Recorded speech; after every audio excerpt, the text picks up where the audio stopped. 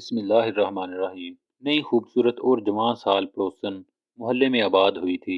3 چھوٹے چھوٹے بچے تھے۔ شوہر شکل ہی سے خرانٹ اور بدمزاج لگتا تھا۔ پڑوسن کی صورت دیکھ کر ہی محلے کے مردوں کی تمام تر ہمدردیاں خاتون کے ساتھ ہو گئیں۔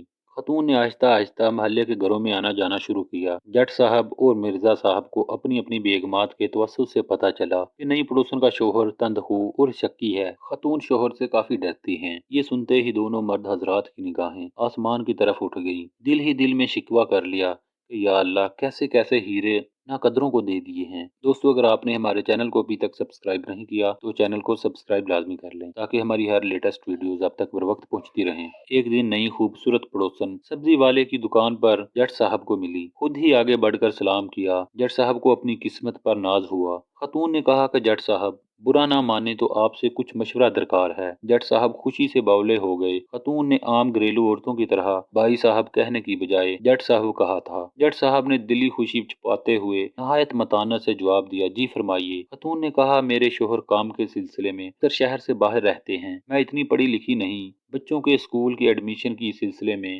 رہنمائی درکار تھی۔ جٹ صاحب کچھ کہنے ہی لگے تھے کہ خاتون نے کہا کہ یوں سڑک پر کھڑے ہو کر بات کرنا مناسب نہیں۔ کیا آپ کے پاس وقت ہوگا تو چند منٹ گھر میں آ کر مجھے سمجھا دیں تاکہ میں کل ہی ان کا داخلہ کروا دوں۔ جٹ صاحب چند منٹ کیا صدیاں بتانے کو تیار تھے۔ فوراً کہا، جی ضرور آئیے۔ جٹ صاحب خاتون کے ہمراہ چلتے ہوئے گھر میں داخل ہوئے۔ ابھی صوفے پر بیٹھے ہی تھے کہ باہر اسکوٹر کے رکنے کی آواز آئی۔ خاتون گھبرا گئی، یا اللہ، میرے شوہر آ گئے۔ انہوں نے تو میرا اور آپ کا قتل ہی کر دینا ہے۔ وہ کچھ بھی نہیں سنیں گے۔ ایک کام کیجئے، یہ سامنے کپڑوں کا ڈھیر ہے، آپ یہ نیلا دوپٹے کا گھونگھٹ نکال کر بیٹھ جائیں اور کپڑے استری کرنا شروع کر دیں۔ میں کہہ دوں گی کہ استری والی ماسی کام کر رہی ہے۔ جٹ صاحب نے جلدی سے گھونگھٹ نکالا اور استری کرنے لگے۔ 3 گھنٹے تک استری کرتے رہے، جب تک وہ خرانٹ شخص گھر میں موجود رہا۔ جیسے ہی شوہر گھر سے باہر گیا، پسینے میں شرابور، تھکن سے چور، جٹ صاحب نڈھال قدموں سے گھر سے نکلے۔ جیسے ہی باہر نکلے، سامنے مرزا صاحب آتے دکھائی دیے۔ پوچھا، کتنی دیر سے اندر ہو؟ بولے، 3 گھنٹوں سے استری کر رہا ہوں۔ مرزا صاحب نے تعصب سے دیکھا اور بولے، جس کپڑوں کے ڈھیر کو تم نے 3 گھنٹے استری کیا ہے، کل میں نے ہی 4 گھنٹے بیٹھ کر دھوئے ہیں۔ کیا تمہیں بھی نیلا دوپٹہ ہی اڑایا تھا؟